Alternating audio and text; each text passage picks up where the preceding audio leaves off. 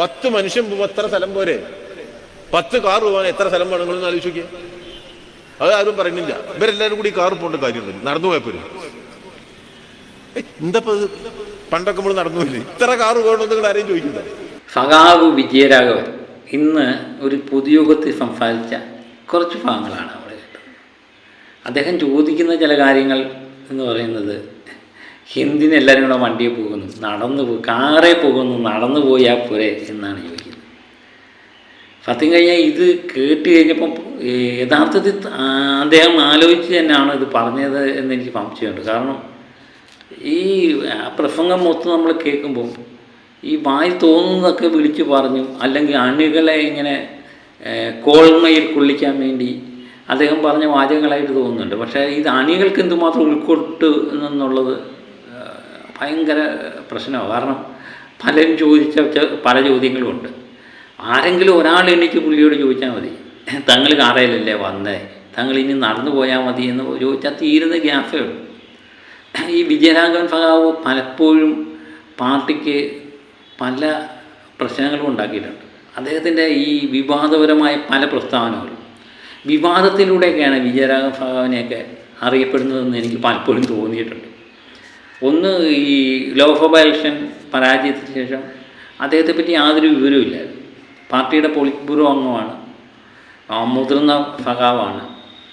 അപ്പം അദ്ദേഹത്തെ പറ്റി വിവരം അപ്പോഴാണ് ഈ ഒരു വിവാദപരമായ ഈ പ്രസ്താവനയായിട്ട് പുള്ളി രംഗത്ത് വരുന്നത്. അപ്പം വാർത്താമാധ്യമങ്ങളെല്ലാം അദ്ദേഹത്തിൻ്റെ പുറകെ പോയി. കുറച്ച് ദിവസം എനിക്ക് തോന്നുന്നു പുള്ളി എടുത്തിട്ട് അലക്കും.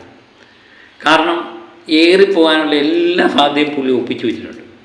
അതിനി മനഃപൂർവ്വമായിട്ട് പുള്ളി പറഞ്ഞുണ്ടാക്കിയതാണോ എന്ന് നമുക്കറിയില്ല. കാരണം ഏറിപ്പോകാൻ എനിക്ക് താല്പര്യമുണ്ട്, ഞാൻ ഇവിടെയൊക്കെ തന്നെ ഉണ്ട് എന്ന് നാട്ടുകാരെ ബോധ്യപ്പെടുത്താൻ നടത്തിയ ശ്രമമാണോ എന്നറിയില്ല. രാഷ്ട്രീയക്കാരാണ്, നമുക്ക് അവരുടെ മനസ്സിലിരിക്കുന്ന കാര്യങ്ങൾ ചിന്തിക്കാൻ പോലും പറ്റുന്നതിനപ്പുറമായിരിക്കും. ഏതായാലും പഞ്ചിയൂർ ഒരു ഏരിയ സമ്മേളനം നടന്നപ്പം റോഡ് കെട്ടി, റോഡിൻ്റെ നടുക്ക് തന്നെ സ്റ്റേജ് കെട്ടി ഗതാഗതം സംഭവിച്ചുകൊണ്ടാണ് അവിടെ പാർട്ടി സമ്മേളനം നടന്നത്. അത് കോടതി ഇടപെടുകയും കോടതി ഇതിനെതിരെ കേസെടുക്കണം എന്ന് പോലീസിനോട് ആവശ്യപ്പെടുകയും അതും പാർട്ടിയിലെ മുതിർന്ന അംഗങ്ങളൊക്കെ അത് അംഗീകരിച്ചു. അങ്ങനെ പാടില്ലായിരുന്നു എന്ന് പറഞ്ഞു.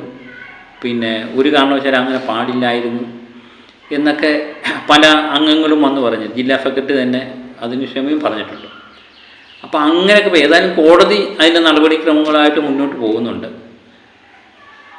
അവിടെ ട്രാഫിക് ജാം, വൻ രീതിയിലുള്ള ട്രാഫിക് ജാം ഉണ്ടായതായിട്ട് നമ്മൾ വാർത്താമാധ്യമങ്ങളിലൊക്കെ കാണുകയും ചെയ്യുന്നുണ്ട്.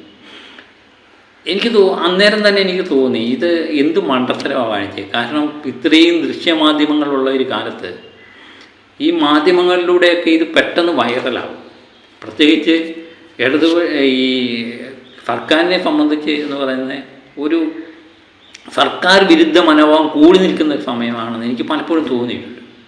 ആ സമയത്ത് ഇങ്ങനെയൊക്കെയുള്ള കാര്യങ്ങൾ സർക്കാരിനെ എതിർക്കുന്നവർക്ക് അതൊരു കയ്യിലൊരു വടി കൊടുക്കുന്നത് തുല്യമാവും എന്ന് പലപ്പോഴും ചിന്തിച്ചിട്ടുണ്ട്.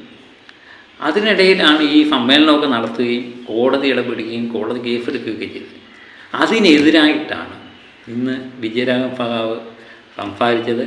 അദ്ദേഹത്തിൻ്റെ വീഡിയോ മൊത്തമായിട്ട്, അദ്ദേഹം പറഞ്ഞ വാചകങ്ങൾ മൊത്തമായിട്ട് നമുക്കൊന്ന് കേൾക്കാം. കേട്ട് കഴിയുമ്പോൾ നിങ്ങൾക്കത് കൃത്യമായിട്ട് മനസ്സിലാവും. ഒരു മൈതാനം കിട്ടിയില്ല, അപ്പോൾ റോട്ടൊക്കിൽ പൊതുയോഗം വെച്ചു. സഹിച്ചൂടാ, അയ്യോ റോട്ടൊക്കിൽ മാർക്സിസ്റ്റ് പൊതുയോഗം വെച്ചു. കാറ് പോവാത്ത റോട്ടിൽ സ്റ്റേജ് കെട്ടി, കുടുങ്ങിയില്ലേ മനുഷ്യൻ?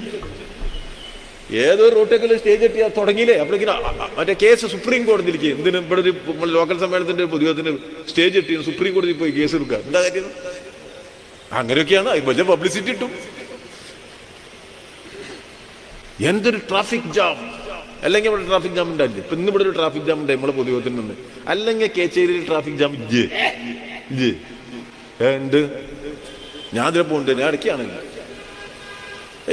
10 മനുഷ്യൻ എത്ര സ്ഥലം പോരെ? 10 കാർ പോകാൻ എത്ര സ്ഥലം വേണമെന്ന് ആലോചിച്ച് നോക്കിയാൽ അത് ആരും പറയുന്നില്ല. ഇവരെല്ലാവരും കൂടി കാർ പോകേണ്ട കാര്യമൊന്നുമില്ല, നടന്നു പോയപ്പോഴും. എന്തപ്പോ പണ്ടൊക്കെ നമ്മൾ നടന്നുമില്ലേ? ഇത്ര കാർ വേണമെന്ന് നിങ്ങൾ ആരെയും ചോദിക്കില്ല, ആരും ചോദിക്കില്ലല്ലോ. എന്നാൽ ഇത്ര വലിയ കാർ വേണോ? അത് വേണം. എന്നൊരു കുഞ്ഞു കാർ പോയപ്പോൾ ഇവന് ഏറ്റവും വലിയ കാറ് പോകുമ്പോ അത്രയും സ്ഥലം പോവല്ലേ? 25 കാറ് ഇങ്ങനെ കിടക്കുമ്പോൾ നിങ്ങൾ ആലോചിക്കേണ്ട എന്താ, 25 കാറ് കിടക്കുന്നു എന്നല്ല, 25 ആളെ ഉള്ളൂ എന്നാ. മനസ്സിലായി? ആ കാറിലാരാ മെല്ലെ ഇങ്ങനെ ഉരുട്ടി പോണ്ടാവും. അമ്മായിമ്മേനെ കാണുമ്പോൾ ഞായറാഴ്ച തിരക്ക് കൂടുതലാ. കാറൊക്കെ എടുത്തിന് അമ്മായിമ്മേന്റെ വീട്ടിക്ക് പോകുക, അങ്ങനെ വർത്തമാനം പറഞ്ഞ് ഇങ്ങനെ വർത്തമാനം പറഞ്ഞു സല്ലപിച്ചു. അത്യാവശ്യത്തിന്റെ പോക്കയിൽ വളരെ കുറവായിരിക്കും. ഇത് ഈ വീഡിയോയുടെ താഴേക്ക് വന്നേക്കുന്ന കമൻറ്റുകളൊന്ന് കേൾക്കണം. സത്യം പറഞ്ഞാൽ മുഖ്യമന്ത്രിക്കും മന്ത്രിമാർക്കും എതിരാണോ വിജയരാഘവൻ്റെ പ്രസ്താവനയെന്ന് എനിക്ക് തോന്നിപ്പോയി. കാരണം ഈ മുഖ്യമന്ത്രിക്കും മന്ത്രിമാർക്കുമാണ് ഏറ്റവും കൂടുതൽ പള്ളി കിട്ടുന്നത്. പലരും ചോദിക്കുന്ന ഒരു കാര്യമുണ്ട്. ഞാനിത് കേട്ട് കഴിഞ്ഞപ്പോൾ എനിക്ക് തോന്നിയ ഒരു കാര്യമാണ്. അതുകൊണ്ട് സാധാരണ മനുഷ്യൻ, എനിക്ക് തോന്നുന്നു ആ പൊതുയോഗത്തിൽ വന്ന സാധാരണ പാർട്ടി പ്രവർത്തകർക്കും തോന്നിയൊരു കാര്യമുണ്ട്. കാരണം മുഖ്യമന്ത്രി എന്തിന് ഇത്രയും എസ്കോർട്ട്, 40 വണ്ടികളുടെ എസ്കോർട്ടുമായിട്ട് പോകുന്നു? അദ്ദേഹത്തിന് ഒരു വണ്ടിയെ സഞ്ചരിച്ചാൽ കൂടെ. അതുപോലെ മന്ത്രിമാരെ എന്തിന് എസ്കോർട്ട് പോകുന്നു? ഒരു വണ്ടിയിൽ അവർ സഞ്ചരിച്ചാൽ പോരെ എന്ന് ആൾക്കാർക്ക് തോന്നും. അതുതന്നെയാണ് ജനങ്ങൾ കമൻറ്റോട് ചോദിച്ചിരിക്കുന്നത്. ഇപ്പം തിരുവനന്തപുരത്ത് മന്ത്രിമാരും മുഖ്യമന്ത്രിയൊക്കെ ഉള്ള സമയത്ത് നടന്നു പോകാനുള്ള ദൂരമല്ലേ ഉള്ളൂ സെക്രട്ടേറിയറ്റിലൂടെ. അവർ നടന്നു പോകണം, ഉദ്യോഗസ്ഥന്മാർ നടന്നു പോവുക. എന്തായിരിക്കും, എന്ത് സമസ്തസുന്ദരമായ കേരളമായിരിക്കും അല്ലേ? നികുതി പണം പോകത്തില്ല, എസ്കോർട്ട് പോകുന്ന വണ്ടി, ഈ പോലീസുകാർക്ക് വേറെ ജോലി നോക്കി പോകാം. എന്താ അല്ലേ? എല്ലാവരും അങ്ങനെ ചിന്തിച്ചിരുന്നെങ്കിൽ എത്ര നന്നായിരുന്നു അല്ലേ? മന്ത്രിമാർക്കൊക്കെ അവരുടെ വീടുകളിൽ അടുത്ത് തന്നെയാണ്, അവർക്ക് നടന്നു പോകാനുള്ള ദൂരമേ ഉള്ളൂ. എന്നിട്ടാണ് 10-20 വണ്ടിയുടെ അകമ്പടിയോട് ഇവരൊക്കെ പോകുന്നത്. അപ്പോൾ അതൊക്കെ ഇല്ലാതാക്കണം. ആദ്യമായി വിജയരാഘവൻ ചെയ്യേണ്ടതെന്ന് പറഞ്ഞാൽ തങ്ങൾ തന്നെ അതിനൊരു മാതൃകയായിരിക്കണം. കാരണം പൊതുയോഗങ്ങളിലൊക്കെ പുള്ളി കാറയിലില്ലാതെ നടന്നു പറഞ്ഞു. ഇപ്പോഴും ഈ പൊതുയോഗത്തിന് വന്ന് കാറിനെ പറ്റി വിമർശിച്ച് സംസാരിക്കുന്ന പുള്ളി തന്നെ വന്നേക്കുന്നത് കാറയിലായിരിക്കാം, തിരിച്ചു പോകുന്നതും കാറയിലായിരിക്കാം. അപ്പോൾ ആരെങ്കിലും ഒരു അണി എണ്ണിച്ചിരുന്ന് ചോദിച്ചാൽ പോരാ, അണികളിൽ ആരെങ്കിലും ഒരാൾ എണ്ണിച്ചിരുന്ന് ചോദിച്ചാൽ മതി, തങ്ങൾ കാറയിലല്ലേ വന്നേ, വലിയ വാചകം അടിക്കണ്ട എന്ന് പറഞ്ഞാൽ തീരുന്ന ഗ്യാഫേ ഉള്ളൂ ഇത്. അപ്പം പറയുന്ന വാചകങ്ങൾ കൃത്യമായിരിക്കണം എന്നുള്ളതാണ് ഏറ്റവും വലിയൊരു സംഗതി. അതുപോലെ അദ്ദേഹം ചോദിക്കുന്നുണ്ട്, ഈ വലിയ വാഹനങ്ങൾ, വലിയ കാർ എന്തിനെ എടുക്കുന്നു? കാശുള്ളവൻ വലിയ വാഹനങ്ങൾ. നമ്മളെ സംബന്ധിച്ചത് വലുതോ ചെറുതോ ഒന്നും നമുക്കില്ല, അതുകൊണ്ട് നമുക്കൊരു പ്രശ്നമല്ല.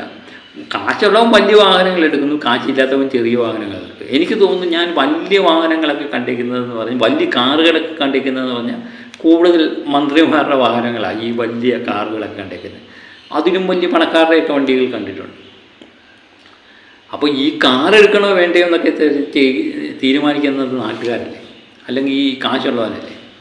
അപ്പോൾ അല്ലെങ്കിൽ ഇപ്പം പാർട്ടി ഭരിച്ചുകൊണ്ടിരിക്കുന്ന സമയം, അപ്പം പോളിറ്റ് ബ്യൂറോ അംഗമാണ്, നയപരിപാടികൾ തീരുമാനിക്കേണ്ട ഉന്നത സമിതിയിലെ അംഗമാണ് വിജയരാഘവൻ. അപ്പോൾ അദ്ദേഹം തന്നെ വീക്കണം, കാർ ഇത്ര എണ്ണത്തിൽ കൂടുതൽ നേരത്തിലിറക്കാൻ പാടില്ല എന്നൊക്കെയുള്ള തീരുമാനങ്ങൾ എടുക്കണം. അതൊന്ന് ഗവൺമെൻറ്റിനെ കൊണ്ട് നടപ്പിലാക്കണം. അതൊന്നുമില്ല, ഒന്നുമില്ലെങ്കിൽ തങ്ങളുടെ വീട്ടിൽ നിന്ന് തന്നെ ആദ്യമേ നടപ്പിലാക്കണം. കാരണം മന്ത്രി ബിന്ദു രാവിലെ ഇറങ്ങുമ്പോഴും പോകുമ്പോഴും കാറ് വേണ്ട, യാത്ര വേണ്ട, നടന്നു പോവും എന്ന് തങ്ങൾ പറയുകയും ഭാര്യ അത് അനുസരിക്കുകയും ചെയ്യണം. അപ്പം ഞാൻ പറയുന്നത്, എപ്പോഴും ഈ അണികളെയോ നാട്ടുകാരെയൊക്കെ പറഞ്ഞ് അവരെ ബോധവൽക്കരിക്കുന്നതിന് കാരണം മുതിർന്നവർ, അല്ലെങ്കിൽ ഈ പാർട്ടിയുടെ തലപ്പത്തുള്ളവർ, അല്ലെങ്കിൽ ഭരണത്തിലിരിക്കുന്നവരൊക്കെ ഇതിന് മാതൃകയാണ്. കാരണം അടുത്ത് നടന്നു പോകാൻ പറ്റുന്ന പരിപാടിക്കൊക്കെ നടന്നു പോകണം, കാറ് ഉപയോഗിക്കാനേ പാടില്ല, എസ്കോർട്ട് ഉപയോഗിക്കാനേ പാടില്ല എന്നുള്ള രീതിയിൽ നടന്നു കഴിയുമ്പോൾ ആൾക്കാരെ സംബന്ധിച്ച് ആൾക്കാർ പറയും, എന്താ സുന്ദരമല്ലേ ഈ മന്ത്രിമാരൊക്കെ നടന്നു പോകുന്ന കാലത്തെപ്പറ്റി നമുക്ക് ചിന്തിക്കാൻ പറ്റുമോ? ഒരു കാരണവശാലും ചിന്തിക്കാൻ പറ്റത്തില്ല. അത് തന്നെയാണ് ഇവിടെ പ്രശ്നം. സാധാരണക്കാർക്ക് കാറെപ്പാൻ പാടില്ല, മന്ത്രിമാരൊക്കെ കാറെ പോകുന്നെങ്കിൽ പൊക്കോട്ടെ, നേതാക്കന്മാർക്ക് പോകാം എന്ന് പറയുന്നതില്ല. MLA എന്തിനു കാറെ പോകണം? MLA കാറിനെ പോകേണ്ട കാര്യമില്ല. ഒന്നുമില്ലെങ്കിൽ നമ്മുടെ നികുതി പണമെങ്കിലും ലാഭമല്ലേ? ഇതൊക്കെ വിജയരാഘവൻ അറിയാതാണോ ഇതൊക്കെ പറഞ്ഞത്? എനിക്കറിയില്ല. സ്വന്തമായിട്ട് ഏറി പോകാൻ തീരുമാനിച്ചത് തന്നെയാണ് എനിക്ക് തോന്നുന്നു പുള്ളിയുടെ പ്രഭാവം. കാരണം മാധ്യമങ്ങളിലൊക്കെ ശ്രദ്ധ നേടാൻ വേണ്ടി ഇങ്ങനെയുള്ള പ്രസ്താവനകൾ നന്നായിരിക്കും എന്ന് അദ്ദേഹത്തിന് ബോധ്യമുള്ളത് കൊണ്ടാകാം മനഃപൂർവ്വമായിട്ട് പറഞ്ഞതായിട്ടാണ് എനിക്ക് തോന്നുന്നത്. അല്ലെങ്കിൽ ഇത്ര ബുദ്ധിയില്ലാത്ത, ഇത്ര ചിന്തിക്കാൻ കഴിയാത്തൊരു വ്യക്തിയാണ് വിജയരാഘവ സഖാവെന്ന് ഞാൻ ഒരു കാരണവശാലും വിശ്വസിക്കുന്നില്ല. അദ്ദേഹത്തിൻ്റെ പല വിവാദ പ്രസ്താവനകളും പല സമയത്തും പലപ്പോഴും വന്നിട്ടുണ്ട്. അത് പാർട്ടിക്കെല്ലാം വളരെയധികം ദോഷമായും വന്നിട്ടുണ്ട്. എന്നിട്ടും അദ്ദേഹം ഇങ്ങനെയുള്ള പ്രസ്താവനകൾ ചിന്തിക്കാതെ എടുക്കുന്നുണ്ടെങ്കിൽ അതിന് അജണ്ട വേറെ ആയിരിക്കും എന്നെനിക്ക് തോന്നുന്നു. ഏതായാലും ഈ പ്രസ്താവന കണ്ടിട്ട് നിങ്ങൾക്ക് എന്ത് തോന്നുന്നു? ഞാൻ സത്യം പറഞ്ഞാൽ ഇത് വലിയ ഗൗരവമായിട്ട് എടുത്തില്ല. നമുക്കൊന്ന് ഊറച്ചിരിക്കാം. അദ്ദേഹത്തിൻ്റെ പ്രസംഗത്തിൽ പൊട്ടിച്ചിരിക്കാനുള്ള പല കാര്യങ്ങളുമുണ്ട്. അദ്ദേഹം പറയുന്നുണ്ട്, ഞായറാഴ്ച ഈ വണ്ടി എടുത്തുകൊണ്ട് എല്ലാവരും 25 കാറിൽ വരുന്നത് 25 കയറി, അതൊക്കെ സത്യമായ കാര്യമാകാം. അത് കാറുള്ളവനല്ലേ വരുന്നത്. അതുപോലെ അമ്മായിയമ്മയുടെ വീട്ടിൽ പോകുന്നു എന്നൊക്കെ പറയുന്ന ബാലിശ്യമായ പല വാർത്തകളും ഈ പ്രസ്താവനകളും ഇതിനകത്ത് നമ്മൾ കണ്ടു. എന്തർത്ഥത്തിലാണ് ഇതൊക്കെ പറയുന്നതെന്ന് യാതൊരു പിടിയില്ല. അദ്ദേഹത്തെ തിരുത്താൻ ആരെങ്കിലും തയ്യാറാകുമോ എന്നുള്ളത് നമുക്ക് വരും ദിവസങ്ങളിൽ കണ്ടറിയാം. ഏതായാലും ഇത് ഈ ഓളത്തിനിടയിൽ അങ്ങ് പോകാനേ സാധ്യതയുള്ളൂ. കുറച്ച് ദിവസം അഞ്ച് ചർച്ചയിൽ ഈ കാര്യം പരാമർശിക്കും. പിന്നെ ഈ വിജയരാഘവൻ സഖാവ് ഞാൻ പറഞ്ഞ പോലെ തന്നെ അദ്ദേഹം ഇപ്പോഴും ആക്റ്റീവാണ് എന്ന് ജനങ്ങൾക്കൊരു ഓർമ്മയുണ്ടാകും. അത് മാത്രമേ ഇതുകൊണ്ട് പറയാനുണ്ട്. നിങ്ങൾക്ക് എന്ത് തോന്നുന്നു എന്നുള്ളത് കമൻറ്റായിട്ട് അറിയിക്കാം. മറ്റൊരു വീഡിയോയുമായി വീണ്ടും എത്താം. Okay, by.